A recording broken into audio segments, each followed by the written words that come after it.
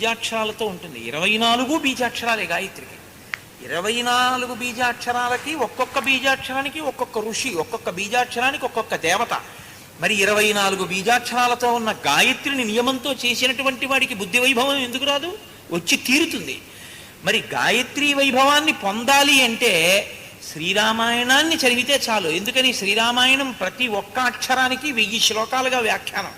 24 బీజాక్షరాలకి వ్యాఖ్యానం, 24,000 శ్లోకాల శ్రీరామాయణం. శ్రీరామాయణం చెప్పడం అంటే గాయత్రి మహామంత్ర బీజాక్షర వ్యాఖ్యానము చేసినట్టే లెక్కంతే.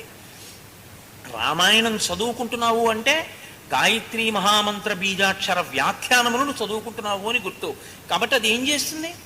బుద్ధి ప్రచోదనాన్ని ఇస్తుంది. కాబట్టి రామాయణం పిల్లలు వినండి, పెద్దవాళ్ళు వినండి, ఎవరు వినండి, వాళ్ళ బుద్ధికి ప్రచోదనం ఇస్తుంది. ఒక గొప్ప మార్పు తీసుకొస్తుంది. అది బుద్ధి మీద పనిచేసేటటువంటి ఒక గొప్ప శక్తి కలిగినటువంటి